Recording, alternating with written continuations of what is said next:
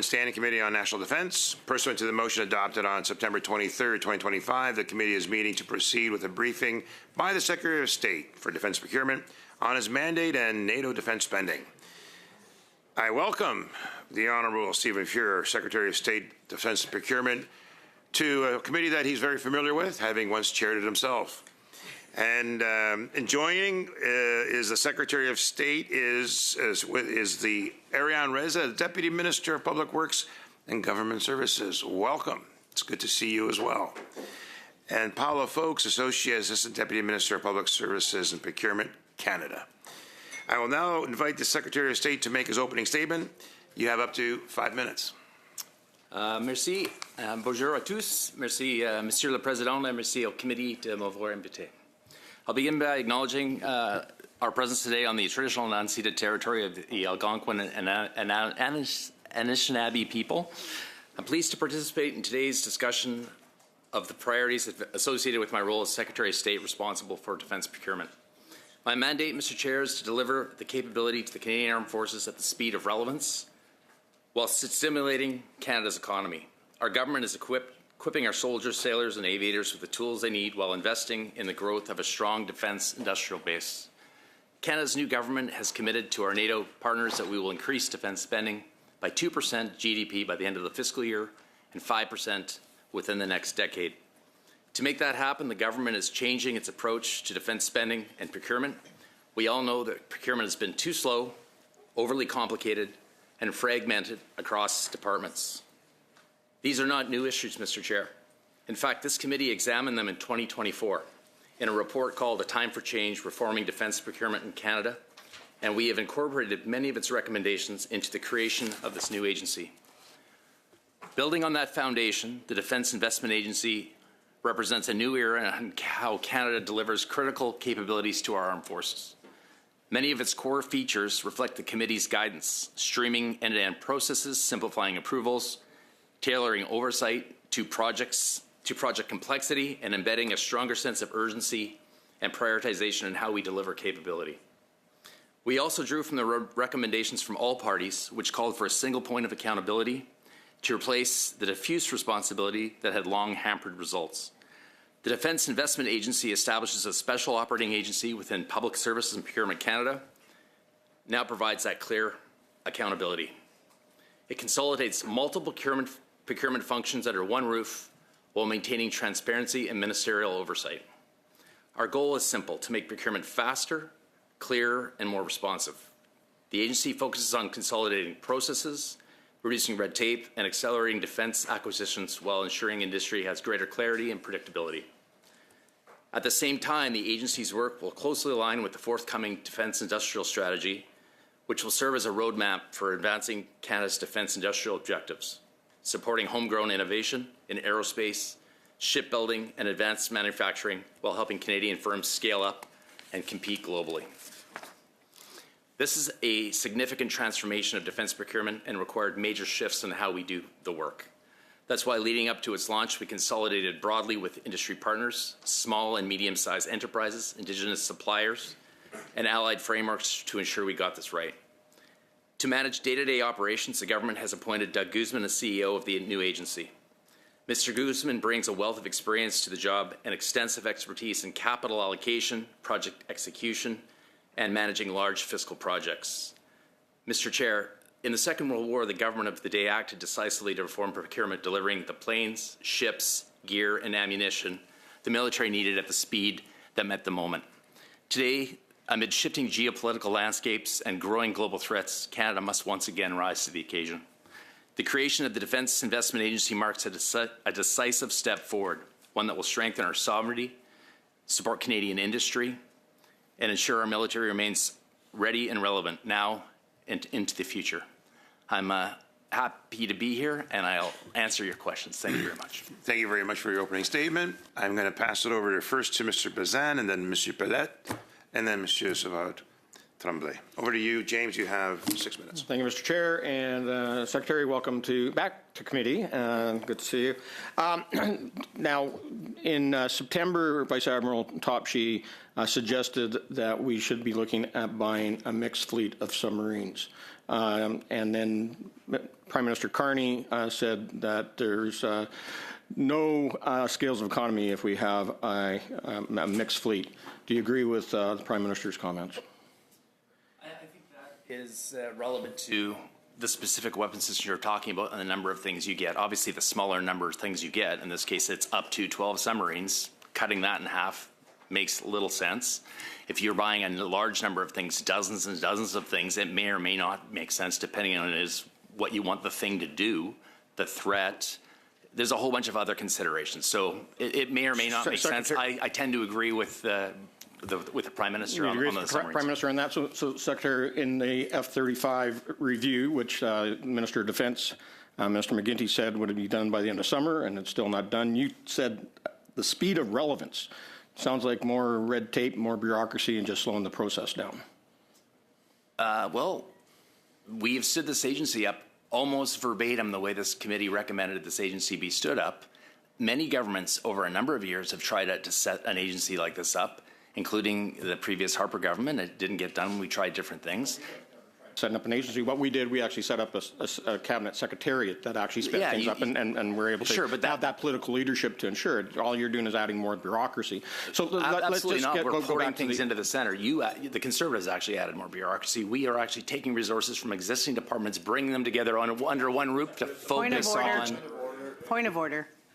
Mr. Chair, for the sake of translation, I would like that we don't have the witness and Mr. Bazan speaking at the same time. Thank you. The chair, please, and let's be cordial. Thank you. Just to go back to the F-35s, you are actually considering then to go to a mixed fleet, even though it requires 2 sets of hangars, different pilots, different mechanics.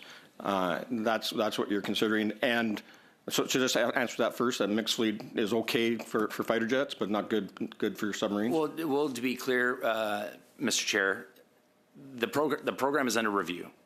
There's many outcomes. Nothing's been decided. I think the Minister and the Chief of Defence were very clear. Nothing's being held up. The program is under review, and that's it. And no outcome and no decision's been made. So under the comments that were made at committees last week, we had the Commander of the Royal Canadian Air Force, Chief Defence Staff in the past. The Deputy Minister of Defence have all said the F-35 is the plane we need. We need to have our pilots in stealth. The threat is from stealth aircraft. Why would we consider anything else? As I said, the program's under review. Nothing has been stopped. So if you follow that logic, we are still getting the aircraft. It's in production. We're building the program is under review. Okay. The outcome hasn't been determined. It's a very, very important decision, and we'll take the time we need to get the decision right. As you know, when we look at the defense industry, and you guys are talking about defense industrial strategy, we're looking forward to seeing that. We know that for the last decade, Canada has been part of the F-35 program, that there is jobs tied to the F-35 right across this country in places like Richmond, Winnipeg, Montreal, and both the production phase. We've already over 1,000 aircraft built that Canada has been part of, and we're only now building the very first Canadian F-35s. Are you prepared to jeopardize, or have you been talking to the Joint Project Office to ensure that we don't lose those jobs in Canada if we change course? Well, I think, again, the program's under review, no decision's been made. But, James, just broadly, because I understand this quite well, as all options come with jobs. They do. It's called ITB VP. We get jobs when we buy things. That's the way we work. Lockheed Martin said on TV just the other day that Canada will continue to compete for jobs at best value. We've paid for that right for years. That will continue, regardless of what we do. Lockheed Martin said that on TV just the other day. So are these jobs important? Yes, they're important. Do we want to preserve those jobs? 100% we do. Do we want to maximize jobs? under any circumstance moving forward? Of course we do. That's why we're here. Secretary, as we know that we already have won the competition. Well, first of all, F-35 won in a fair competition that's run by your government, and so we already have one competition, so the review is redundant. Secondly is that we know that on the sustainment side is where there's lots of opportunities for more jobs and more benefits back to Canada. L3 Harris in Montreal has a contract now to have a depot for airframe maintenance and overhaul, not just for the Canadian F-35s, but for the entire fleet from a regional standpoint. There's also the potential for the F-35A engines for maintenance and overhaul here in Canada as well, not just for our fleet, but for the entire. Do you think, JPO in the United States and the other coalition partners saying, yeah, it's okay to have those in Canada when they're only going to buy 16 F-35s? I think that I'll take Lockheed Martin at its word, which is Canada compete for best value. We have some of the best aerospace companies on the planet. It's in their best interest to allow our companies to compete. And I will say one thing, just to make sure that we got our terms straight. The F-35 was chosen in a competition, but we had 2 compliant aircraft. The F-35 was chosen. Let's just be super clear about that. It was chosen, but it wasn't the only compliant bidder. Yeah, but it won the competition. It won the competition. I think it was chosen. I'm going to proceed over to Chris Mallet. Over to you. Thank you, Mr. Chair. Thank you, Mr. Fuhr. And as you pointed out, in other countries, defense procurement is undertaken by individual armed services, defense departments, centralized defense organizations, separate government organizations, or independent civilian corporations. And in recent years, the global trend has been to centralize defense procurement processes under a single independent organization, as we have now done. My constituency, sir, the Bay of Quinte, is home to several defense industry players, including L3 Harris that support operations at CFP Trenton. How will the new Defense Investment Agency help companies like these deliver capabilities the Canadian Armed Forces need now more quickly and efficiently at such bases? Thank you very much. L3, I've been to L3 very recently, a super capable company, as are many. One thing that I've really come to appreciate over the last several months is with industry engagement across Canada is how much capability and capacity this country has. It's unbelievable. L3 is a very good example of that capability and capacity, and they have a lot to offer. The government is currently working with L3 on a number of projects, and we'll continue to work with L3 moving forward, as we will with all sorts of companies across Canada. I think, moving forward for opportunity, it's not only in Canada, though. We need to start building ourselves outside our own economy. So when we talk about L3 or any other company, where we can buy from them or have them support us in Canada, we certainly will look to those companies to do that. Where we can help them expand their supply chains or their offerings outside our borders, we're also very focused on that. And I don't think that previous governments have really focused on that. So I think there's opportunity, to answer you more directly, more opportunity for countries as we buy from ourselves, and more opportunities for these companies as we try to help them sell outside our own borders. Further to that question, if I may, and again, tying it to CFP Trenton and 8 Wing, we have a good relationship with the civilian organization NASITUC, which undertakes the contracting and the supply of civilian contractors to alert, for instance. Are there plans to further developing these sorts of procurement and contracts with our own Indigenous-based companies? Yeah, the current policy right now on procurement is 5% Indigenous participation. That's the floor. That's not necessarily the ceiling. So, yes, we're very focused. And again, I've met with industry extensively, and I'll continue to meet with. I'm meeting with them today again. We need to bring everybody into the tent as quickly as we can. We have capacity and capability here, Indigenous capability, many companies that can contribute. And part of this massive spend is to make sure that we leverage our own capacity and capability to help our own economy. We talk about this in the House all the time. We need to start creating jobs and opportunities for ourselves, and we will. Okay, thank you. Yeah. You have more time. I do. Okay. As Canada then invests in new defence capabilities, how will the Defence Investment Agency ensure strong in-service support throughout the life cycle of some of these capabilities? And what role can domestic industry, as well as our CAF, contribute? You bring up a good point. So obviously we're going to look to see if we build it in Canada or we can quickly get it built in Canada. We're going to focus on making sure that happens where we can. Where we can't, I'll use submarines as a good example. Could Canada build a submarine? I would say yes, we could. It would take us a while longer than we have to get them. So we're looking at other places right now to get submarines, and that's public knowledge.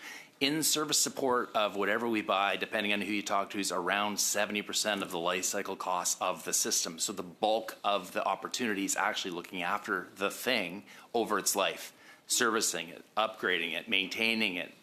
So if we have to buy outside our borders, I want to make sure that Canadian companies are fully embedded in the in-service support or the ISS of the thing over its lifetime, because that's where the opportunities will lie on things we have to buy outside our borders. Okay, thank you. That's it. I will now pass it over to M. Savard. Merci, Monsieur le Président. Ben, on va continuer à peu près là où votre dernier échange s'est terminé, c'est à savoir la collaboration avec les entreprises. On peut aller donc sur le site de l'Agence de l'investissement pour la défense. Okay. Okay. English, please. Apologies. Apologies. That's the interpreter's fault.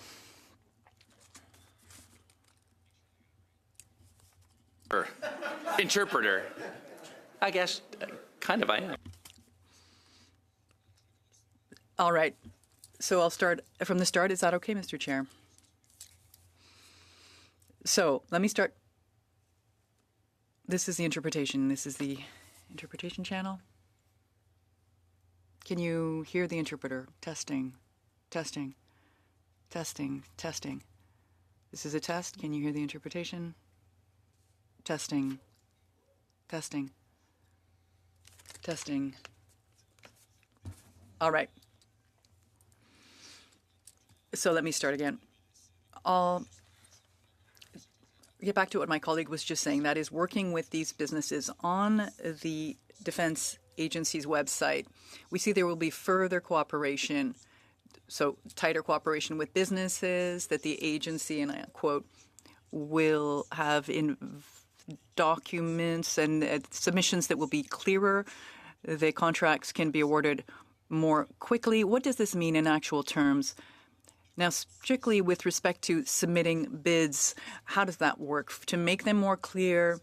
And how will we be sure that we're not doing away with any rigor in the process? So moving fast, but not doing things poorly.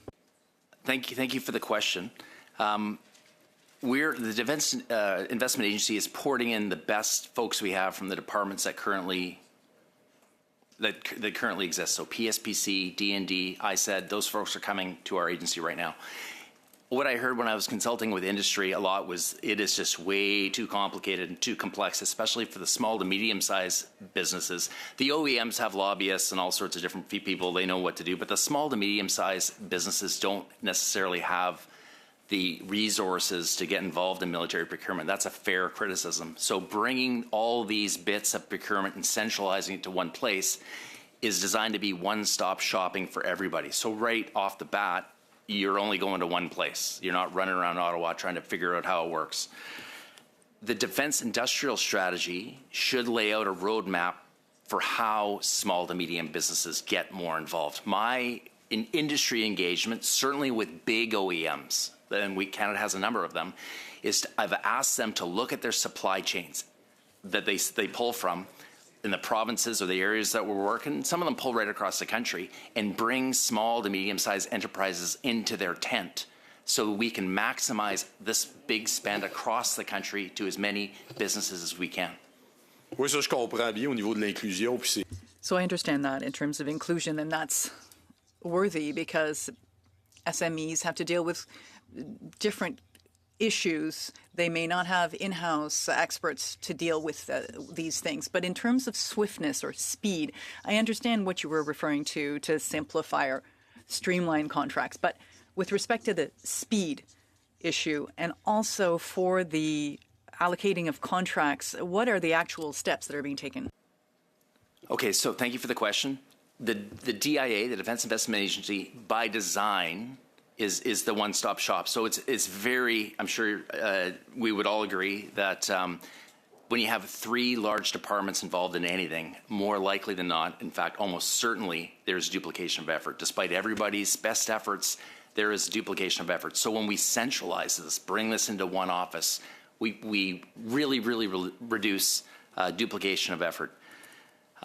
Single point of accountability or dispersed. Now we go from dispersed accountability to single point of accountability. It is much, you can move much quicker. My ability to get into projects, when you're delivering big projects or even small ones, sometimes there's issues and it's hard to move forward unless someone who's ultimately accountable can get involved early as opposed to later, solve the problems and move forward. So by design, this agency is set up much better to deliver quicker, and it's all about getting things we need faster. Sans bien sûr sacrifier la rigueur, le temps qu'il faut quand. So there's this issue of the time it takes to make a decision. Well, I mean, again, we have everybody located in one spot and one single point of accountability. So at the end of the day, we don't have to run around and get an agreement. Basically, once it comes to contracting and we're delivering on the procurement, it's one-stop shopping. That will speed things up greatly. Sinon, sur le site de l'agence. On the agency's site, you see that there will be new models for procurement that will be tried out. That will be. Could you tell us a little bit more about that? So, models and tools for procurement. Sure. So a newer model would be a strategic partnership, and we've already exercised. I think it was announced before I was elected, a strategic partnership with a Canadian company to deliver future fighter lead-in training. So we'll work with that company to deliver this capability as opposed to some longer process and that takes much more time than working with a Canadian company that can deliver the capability. Other ways we can make things go faster is using commercial contracts where they're available. They won't always be available, but where they can be used, I'll be asking the department to use commercial contracts for things that we can. They are just a much faster tool. Combien de temps me reste-t-il? How much time do I have? One more question? Great. So we know the agency will have a significant contractual authority managing all projects of $5 million and over. That's non-negligible. Will you prioritize Quebec and Canadian companies? Are there goals for local companies? Thank you for the question. We will prioritize Canadian companies, and that includes Quebec. Quebec has got really good capacity in shipbuilding, aerospace, space. I'm very familiar with what's going on in Quebec, but so do other provinces, Ontario, the Prairies, BC. It really is everywhere. It's just a function of harnessing all this capability and capacity and leveraging it so we can take this massive defense spend and make sure that it benefits Canadians and Canada. Over to you, Ms. Galland. You have 5 minutes. Okay, first of all, I'd like to set the record straight in what the Conservative government had done. We never recommended a new agency. We asked that all the pieces be put together and into one place so the movement would go faster. Now, Secretary, you don't know why at the end of the summer the review on the F-35 was not received. It's not complete. It's not complete. That's Okay. why it wasn't received. So Minister McGuinty said that the review would not take into consideration how much taxpayers are going to lose if your government scraps the rest of the F-35 ordered. Do you think it's irresponsible to leave out this crucial factor from the F-35 review? Actually had a chance to watch that committee proceedings in its entirety, and I don't think that was. None of the witnesses that I heard said that nothing is being lost. The program is continuing as it was designed, and it's being reviewed. That's it. Nothing's been lost. It's not costing us time. It's not costing us money. It's just being reviewed. Okay, so you had told us on October 2nd that F-35 review report was in the PMO and that he would make his decision known. Has the Prime Minister even opened the report? I'm sure the Prime Minister has opened the report. You may have noticed a number of things have been happening. The government has done a number of things, including this review, and the review is not complete. The most important thing here, regardless of how long it takes, is we make the right decision. It's a massive, massive investment. This committee has been told in the past that the way to get procurement done fast is for the Prime Minister to be the driving force behind it. Setting up this new agency just seems like he's passing it off to somebody else. Is the Prime Minister going to ride herd on this procurement? Well, if you designed anything correctly, the Prime Minister should, I mean, if it's designed correctly, it should do the job on its own. The Prime Minister will be involved when he needs to be, but obviously, whether it be this agency or any other agency, if it's designed correctly, it should deliver results that we've been mandated to deliver. Okay, so the Privy Council is not telling the department this is an absolute priority. Now, the Prime Minister appointed his friend Doug Guzman to head the so-called Defence Investment Agency with a taxpayer salary of over $679 million a year, and he's entitled to 70,000, and he's entitled to 33% performance bonus, which brings him up to almost $1 million. So is this type of compensation appropriate? It's higher than any other bureaucrat. And why is it? Why would you say it's appropriate? Well, you know, I thank you for the question. I had a look at this because I'm like you. I want to make sure that we're doing things right. The compensation packages for people of this caliber was set in 2000 by Treasury Board. It's administered by the Public Service. If I look back and I see the CEO of Canada Post appointed under your previous government, if I bring his salary up to $25, it's virtually identical. So has he ever served in the military? I don't believe Doug has, but I have all that. Okay. I have all the expertise I need. What I needed was someone who was capable of delivering these massive projects at scale and can leverage Canadian economy or Canadian businesses and Canadian content in a way that we deliver for the Canadian economy and the Canadian people. Are you hiring him?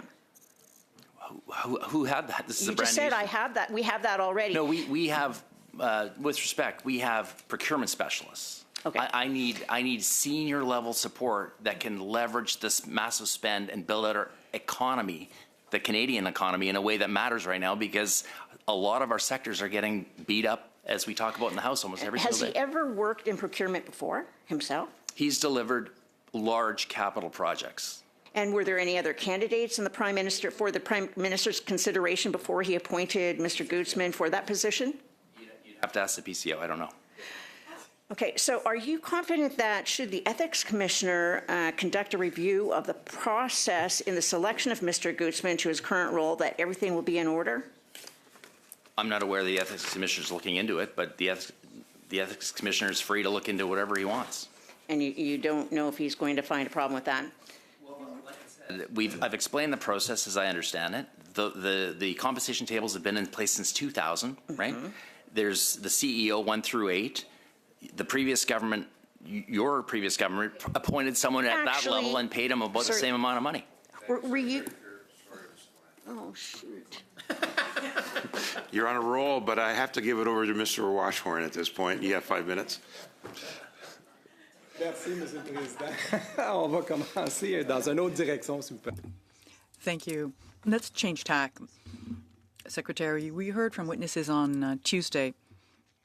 They talked about how enthusiastic they were about the creation of the new Defense Procurement Agency, and I'm wondering on your side if you can provide an example of a project and then the difference between the new way of doing business versus the old way of doing business to show us how things will be better. Thank you for the question. I can actually point to one that was fairly recently announced, and I would say that was the submarine project that we're undertaking. It is a massive procurement. It may be the biggest procurement this country ever does if we take all 12 submarines and we factor in the infrastructure on the coasts. I believe there was 23 or 24 responses to an RFI, and we down selected to 2 that met the high-level mandatory requirements of the Canadian Navy. Now, those 2 companies will square off to see who can demonstrate the best value for Canada And this is exactly what we want. We literally shaved years off the process. So I think the public-facing timeline on this is contract award in 28, subs in the water by 35. I think we can do it faster. We're going to push this as quickly as we can. So my big concern here is that we can make a decision and get infrastructure underway, finding the correct locations, starting to build the infrastructure, because oftentimes, and I can think of a couple of projects where the project itself gets out in front of the infrastructure, and then we have a problem when the project or the thing arrives and we don't have the correct infrastructure to look after it, maintain it, or house it. So my hope is that we can get this moving quicker, and I think we can. Donc, donnez-moi un exemple. Perhaps you can give me an example, or Madame Folks, a process with respect to processes, how they've been improved thanks to this agency. Merci, Monsieur. Thank you, Mr. Chair, for the question. So through the agency, we'll be working more closely with the Canadian and allied industry to develop procurement processes that are swifter. I'll give you an example. We'll be prioritizing the acquisition of equipment that is already operational. And in so doing, we can work with our allies to better understand their requirements. It's not necessarily for our clients, not up to them to develop a document of more than 1,000 pages about these things, because our allies have already done it. So we start with the position that if it's good enough for our allies, we will examine and see if it's good enough for Canada. And if there are any changes or amendments or small changes to be made to meet our Canadian context, sure. But this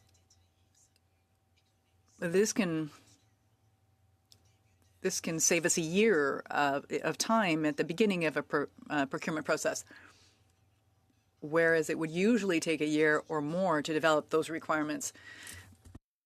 Another example with the agency, we'll be working more closely with the industry and capital markets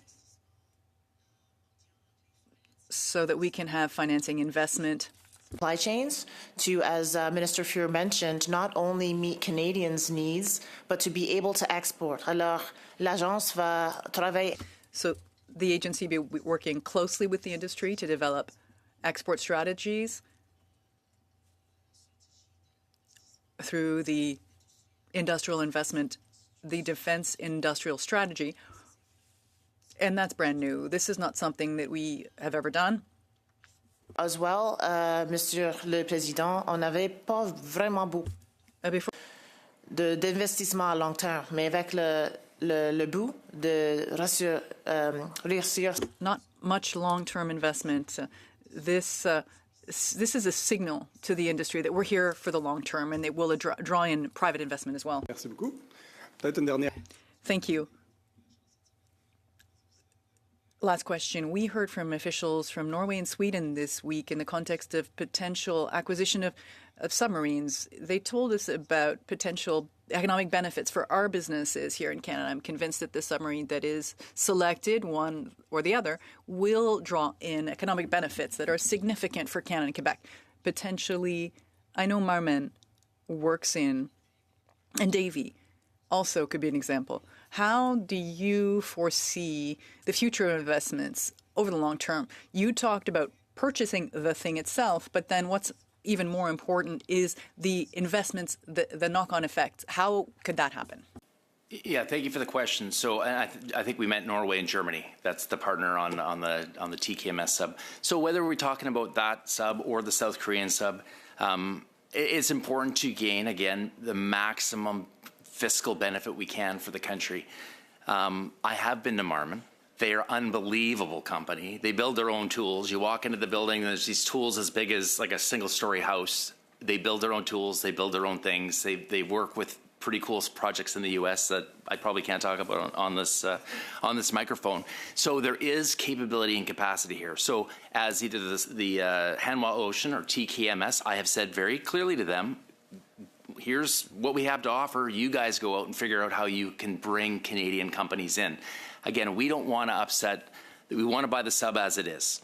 But machine manufacturing, which is Marmon, simulators, which is CAE, are great examples of not maybe messing with the submarine itself, because you start to Canadianize it or run down the road, you end up with an octopus with many arms.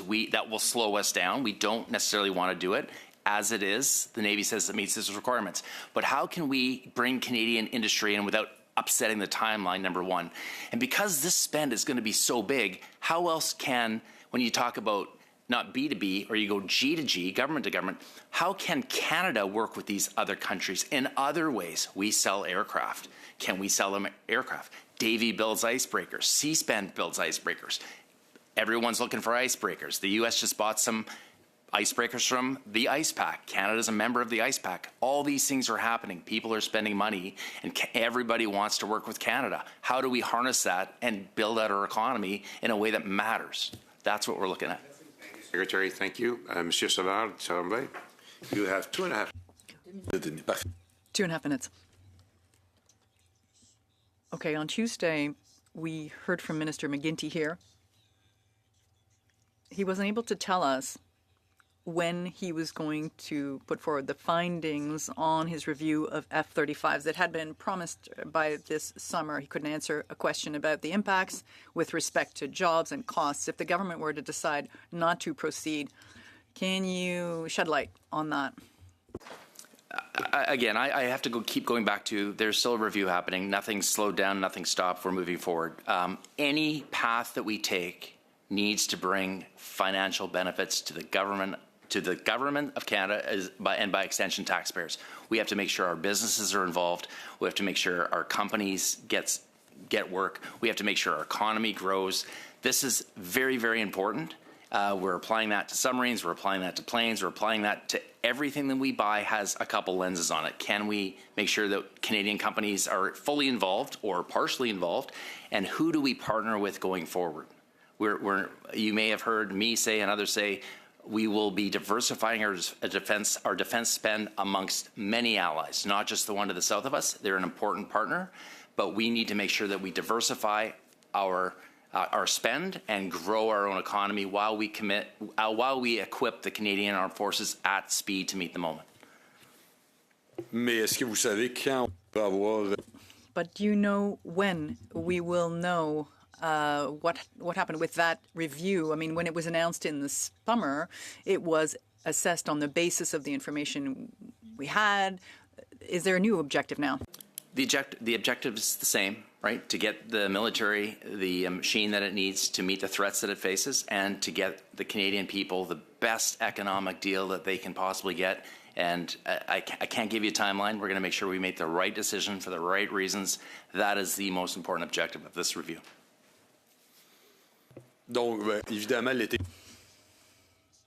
So how is it that in the past we could assess things? People were saying we'd have it by last summer. I mean, now you're telling me that there is no timeline, that it'll take however long it takes. Why is it that in the past there was an objective?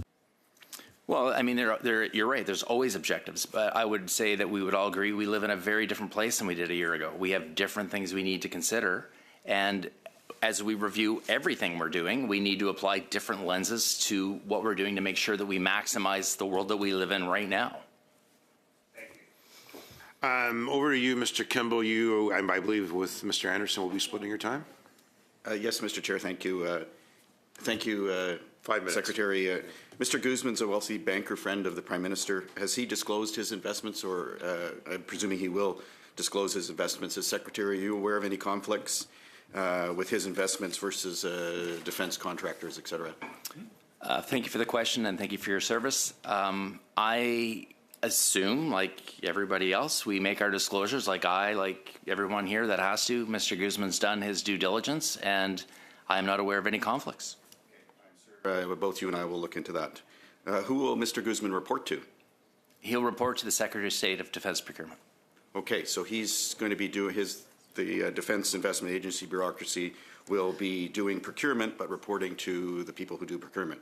No, let me rephrase. I keep saying the DPA because we called it that. He'll be reporting essentially to me, the Minister or the Secretary of State of the Defense Investment Agency, to be clear. Mr. Guzman will report to you, and your job is to do defense procurement.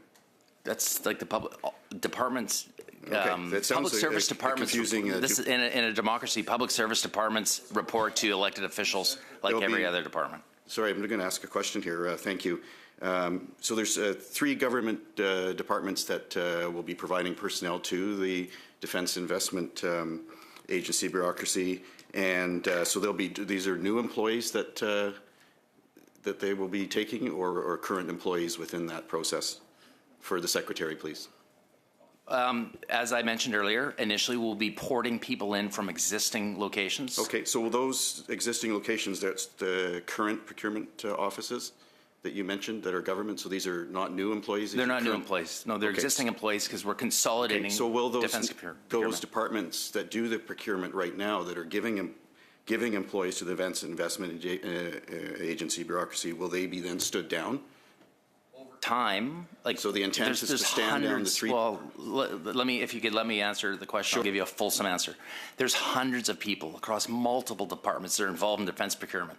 Right? It's decentralized. That's the problem. We're bringing them together. So you're personnel, as you said, correct. And I heard your answer.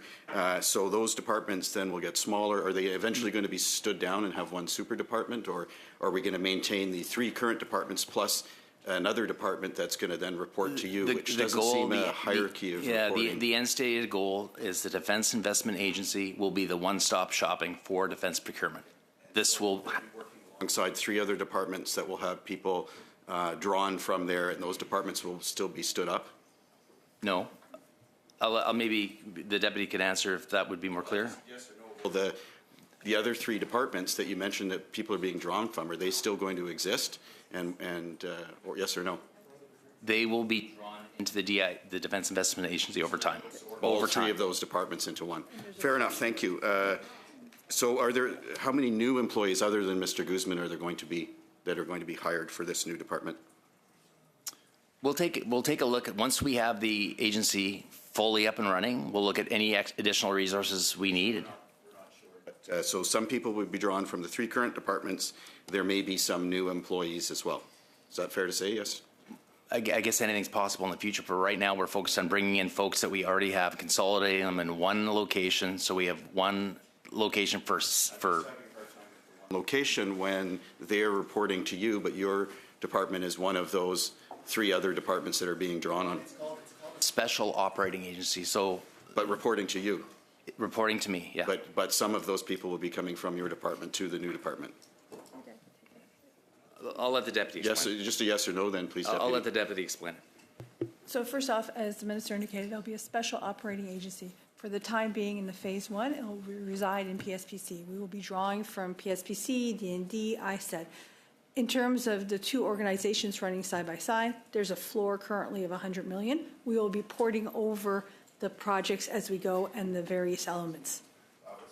Very complicated to figure out just the process, let alone procurement. Will the F-35 review be conducted, the ongoing review of the already chosen aircraft be conducted by the Defense Investment Agency bureaucracy, or will it continue where it is right now? The Defense Investment Agency? No, it They won't. will not be doing their... It won't. They no. won't. Okay, No. but will they be taking over the procurement of the F-35? That is, at this point, that's not a planned So that it will stay option. with the old department. So that's not one of their new projects, I guess. It's important to understand how that's structured right now. It's an MOU. It's different than all the other procurements we have, and it's managed by D&D. It always has been, and unless something changes, which I'm not aware of a change, D&D will continue to manage that as under the MOU. Thank you very much. I'm out of my time. Thank you, Mr. Chair. Thank you, Secretary. 5 minutes.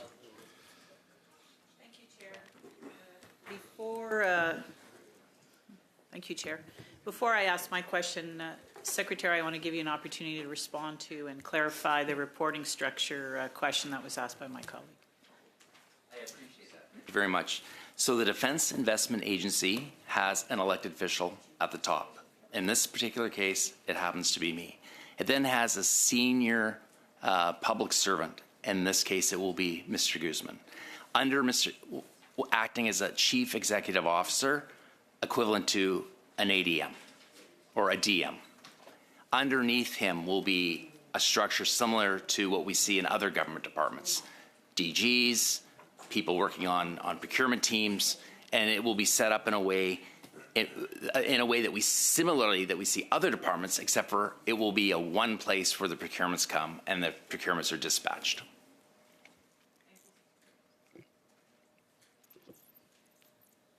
Thank you. And I could just, if you permit, add to that, it's a two-phase strategy. Machinery of government changes are always complex. So in the short term, that special operating agency, I will remain the deputy accountable for it and support the minister in it as we move to that longer-term version in the coming months. Secretary.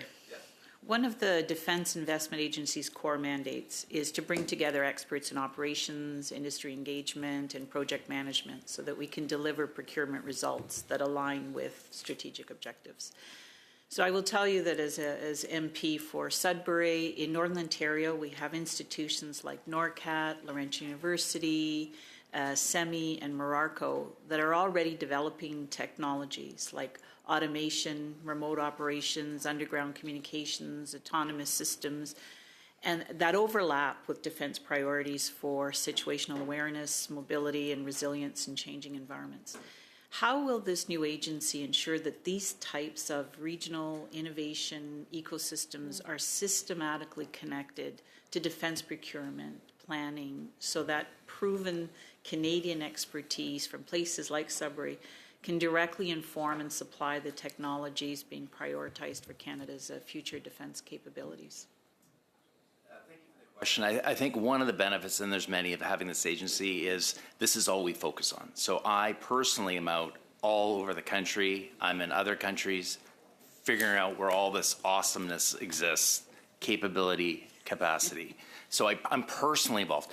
If you think about the old way of doing it, the three ministers that were in charge of it, they have massive departments that are in charge of many things, defense procurement being one of those things. So this is all I do. So my personal connection to the things that you talk about is obviously a lot better than it would be if there was a bunch of ministers involved, because they're doing other things as well. More specifically, the defense investment strategy that we should see in the coming months should, I'm hoping, I've seen drafts and it's still work in progress, start to tie all this together. So it's a roadmap that explains how we're going to get from where we are to where we want to go.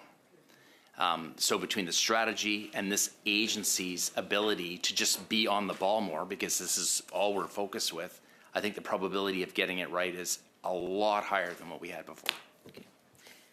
Secretary, I will tell you there's a lot of awesomeness in Sudbury, and I'll invite you to come and see for yourself. Thank you. So something I hear a lot of is that small and medium-sized enterprises sometimes struggle to access large defense contracts.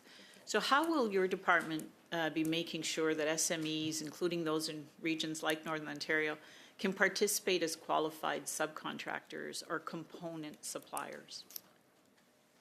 Did you want to weigh in on that? I would love to. Thank you for the question, Mr. Chair. I think what's interesting is that obviously Canada is made up of a lot of strong SMEs, and we want to have access to them. Sometimes in the traditional model of bidding and accessing federal procurement, that may be daunting. We heard earlier about clear documentation. What we're doing is we're doubling down on the efforts we have with our regional offices to have I'm going to use the word concierge service, so that SMEs know what's coming, which is another key, I think, difference that the DIA will offer. Better clarity, better alignment, better access so people can forecast to see what the opportunities are. And additionally, we're going to offer them services, how to register, how to compete, how to find the opportunities. And with the Buy Canada sectoral piece that's been announced by the PM and our interest in these areas, we're hoping to fuse it together. And I think we know that many of our large Canadian defense suppliers want to have a supply chain made of SMEs. So making sure the opportunity, the access, and matching that kind of skill set with a forecasted revenue of potential contracting opportunities, that's really key. Even in our contracts now, we talk about new skill sets, new models. We want to make sure we have that clarity in the supply chain so we really have that Canadian opportunity for entrepreneurs. Thank you, Deputy Reza. Appreciate that. Mr. Anderson, I think you're up for 5 minutes. Thank you. Secretary, do you report to the Minister of Procurement? I I don't, well, now that we have delegated authorities, I will have his authorities in my portfolio. So as of now, I do not. I'm housed under him. His authorities have been delegated to this agency for procurement. Do you report to the Minister of Defense? No. Do you report to the Prime Minister? Yes. Okay. So the agency reports to you. Okay, this sounds like an extra step of bureaucracy in the middle here. Earlier this year, Mr. Doug Guzman donated the maximum individual amount to the Prime Minister's account. Did that affect his decision at all? I don't think it would have. I did too. So did many Canadians. Oh, that's good to know. Do you believe that Mr. Guzman should be paid about 10 times the average salary of the Canadian worker? I think we've covered this, but since you bring it up, I Well, let's believe, cover it again. Sure. I think Doug Guzman took a massive pay cut to come and serve the country, just like we all are doing around this table. No, fair enough, but he's a banker. He's not really qualified to do that. We can say that we all took sacrifices in the public sector. We could all be making more money in the public sector, at least most of us. So, in the private sector, well, I think your leader would probably disagree. Armatech had a contract to refurbish 25 light armored vehicles to be sent to Ukraine, and that was recently quietly canceled. How much of the $250 million contract did we lose on that cancellation? I think that was covered by the Minister of National Defense in his appearance. Can you cover it? No, that's... You don't know? I don't know. Okay. Was the contract included in the 2% NATO budget?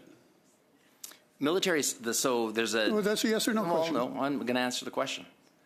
The Military Assistance Coordination Center is an agency within D&D that handles all support for Ukraine and any other country. So that's a question for the Minister of National Defense, and I believe he answered it. It's okay. You don't know the answer. Can you give us any insight as to why the deal was canceled? I don't know, because it's not part of the mandate of the DIA. It's part of the Military Assistance Coordination Center within D&D. Okay.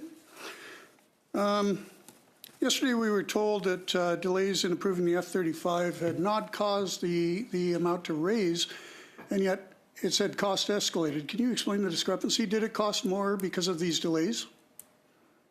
These delays have cost, we haven't upset the timeline. We haven't stopped anything. As has been said multiple times, the program's in review.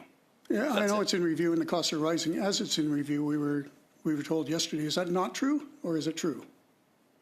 Are the costs rising, or aren't they rising? The costs may be rising for inflation or any other reason, but nothing. So if we had actually bought the F-35s earlier, nothing is slowing down. The program is under review. No, I understand what's happening. Nothing has been stopped or delayed. The program continues. I understand what's happening. What I'm asking is the minister wrong? Are costs rising or not on the F-35? I file, so I can't tell you. I so think you don't answer know. the question. Okay. When taking into account the amount of money invested in the F-35 infrastructure, isn't it time to say that this is a fait accompli already? Like, why are we building infrastructure for F-35s if we're in review and we're not quite sure if we're going to get them? Well, as you know, there's 16 jets under contract, and they're being built right now at the manufacturer in the U.S. And we will need infrastructure for those jets when they arrive. So we need infrastructure for 16 jets. No decision's been made. So we're building all of this infrastructure for 16 jets, possibly? Is that correct? The decision has not been made to alter from the program that we're on.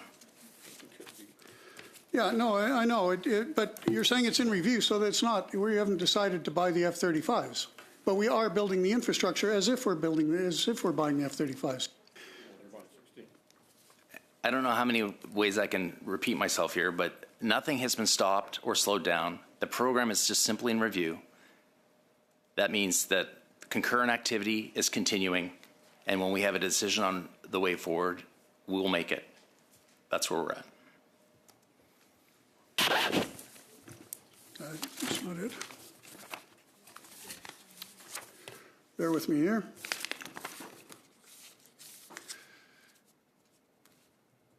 According to Wikipedia, you're a former supporter of the Conservative Party, is that correct? And you quit because you said the procurement process was too convoluted. Are you a little bit worried about the process being convoluted here? I think the process is exactly what we needed. I think this is what many parties have said over many years. I think this is exactly what this committee, you weren't, I don't know if you were on this committee in the previous parliament. I was not. You were not. Virtually, the recommendations of this committee is very, very similar to how this agency has been built out. You, okay. Apologies for cutting you off. It's time for Ms. Sherry Romanominato, RPS. Thank you very much, Mr. Chair, and through you, I'd like to thank the witness for being here today. I just want to clarify some points because there seems to have been some confusion. So, previous question about the movement of experts from PSPC, from ISED, from DND, there was an illusion that then these other departments would close. I want to make sure that we're clarifying that the Defense Investment Agency is pulling experts from various departments to under one house. But PSPC does other things other than just defense procurement. So PSPC will live on. We'll be continuing to do the other work that it does, procurement for other things other than defense. So these agencies are not closing down. I just want to make sure, or these departments, make sure people understand that is not what the point of this is. This is the point of moving at the speed of relevance, to quote you, Mr. Secretary. You also mentioned that ministers are doing other things. For instance, the Minister of National Defense is doing what he needs to do. The Minister of PSPC is doing what he needs to do. Your focus, working with Mr. Guzman, is to make sure that when you receive the statement of requirements from the Canadian Armed Forces and DND to say this is what we need, that you and your agency are going out there, working with industry, letting industry know that these are the opportunities that, and this is what we're looking for. Am I correct in that assumption? You're 100% correct. Thank you. Now, with respect to, you've mentioned you've been working with many industry partners and so on. You've also been talking to international partners and talking to other industry overseas. And you were mentioning a little bit about the capabilities of those agreements to allow other countries to then buy Canadian product. Can you elaborate a little bit on what you're doing in terms of international engagement? Sure. Thank you for the question. So this job has me traveling a lot, and so when I have the opportunity to engage with other countries on procurement topics, oftentimes I will bring up what we have to offer, our excess capacity and our awesome capability. And I'll just give you one example because this is a shining example. Shipbuilding is a great one. We have spent the last 15 years building up the most modern shipbuilding capacity in the world. There is only really a handful of countries on the planet that can build a heavy icebreaker. And if you take off Russia and China, that really whittles it down to just a couple. Because our shipbuilding capacity is so new, we have the most modern shipbuilding capacity, and people are starting to recognize that as we pushed products out. I think we built 9+ brand new large ships, and they are world class, and people see that and they want them. Like the North, as we know, is opening up. Icebreakers are a hot topic, and Canada can build and deliver icebreakers. So we are in a very good position moving forward. And when I have the opportunity to speak to nations that I know are about their icebreakers are aging out, I bring this up, hopeful that they will look at Canada as a place to buy their icebreakers moving forward. Thank you. Now, I just want to also clarify another point. There was a question in terms of the structure of the DIA, and you mentioned something, and I think my colleague across the way didn't catch what you were saying. You mentioned that we are bringing in these experts from around the various portfolios, that Mr. Guzman brings to us a wealth of expertise with respect to project management, with respect to engagement of industry, but also in terms of identifying opportunities for the Canadian economy. But you also mentioned something about what you're bringing to the table. Can you just elaborate for the committee that you are a veteran of the Canadian Armed Forces with over 20 years of experience in the Canadian Armed Forces, and therefore there's not really a necessity for Mr. Guzman to also be a member of the Canadian Armed Forces. He's adding a complement to the agency. Would you agree that's correct?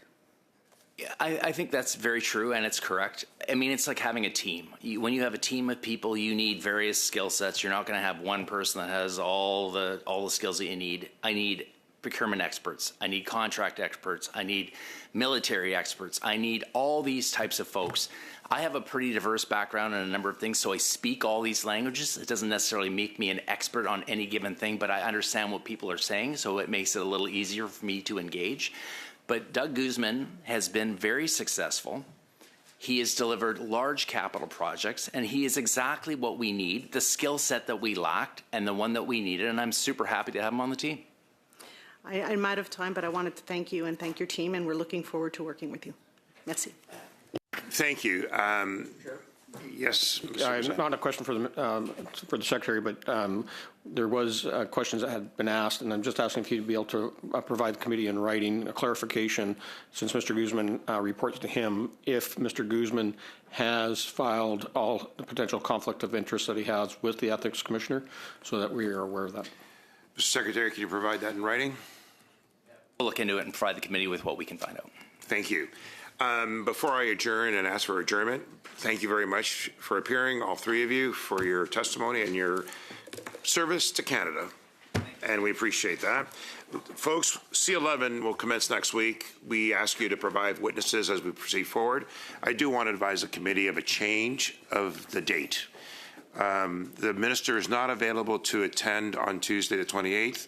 Due to unforeseen circumstances for travel that has now been put upon us, we're moving our meeting to Monday, and we're going to keep to the same witnesses and itinerary so as not to lose that opportunity to meet with the minister.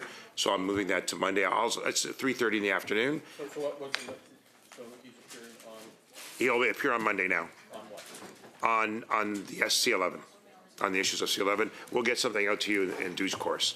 Meeting adjourned.